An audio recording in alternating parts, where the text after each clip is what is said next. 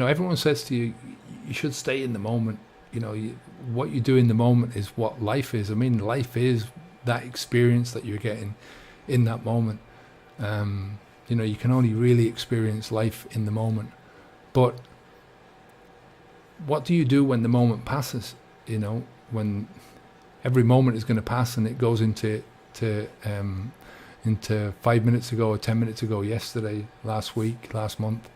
Dan was talking about his vacation. My first vacation going away without alcohol was amazing, and I still remember it. But ask me when and where I went on vacation before I stopped drinking. While I was drinking, I have a melting pot of ideas, of vague recollections, but nothing serious. And we did so much on that holiday. It's probably one of the reasons, why. But when the moment passes, that's all you've got. You've got your memories.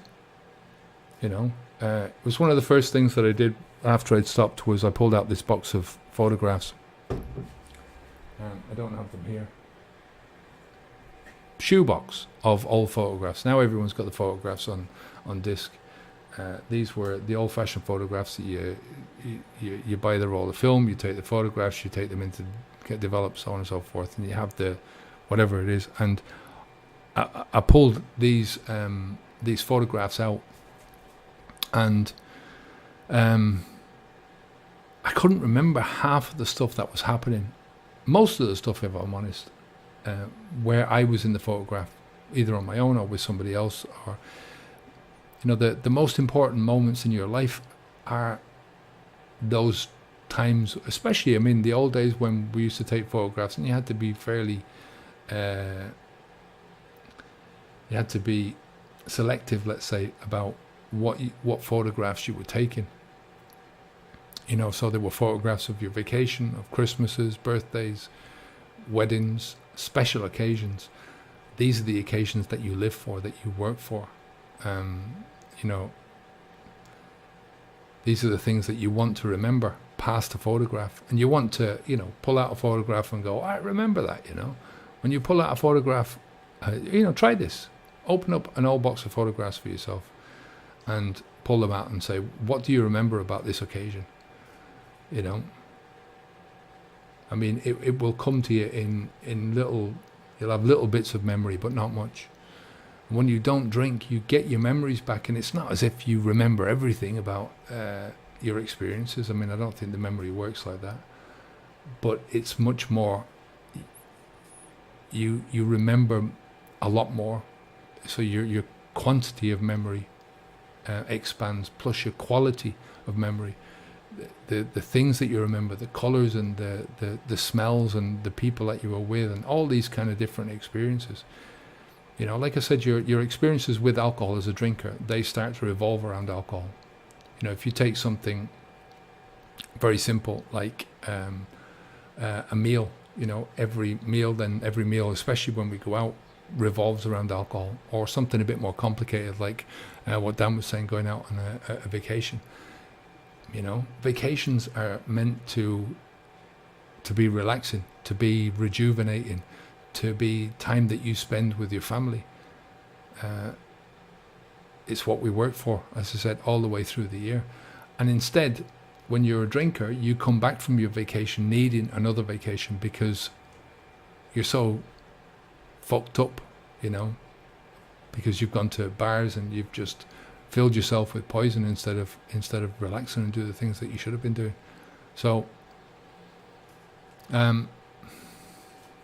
it's a lot of people say about the youth as well that it's okay when you're youth, when you're young, you can handle the alcohol a lot better, and your body can, you can handle it.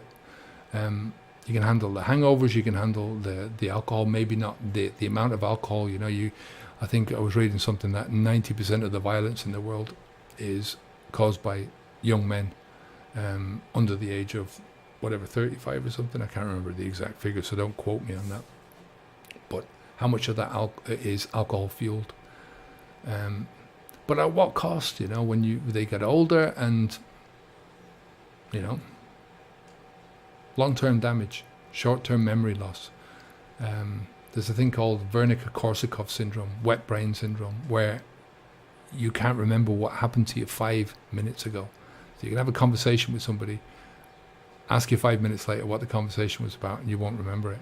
And this is something that 50%, I think, of people need to be hospitalized for in care, long-term care, because they can't do shit for themselves.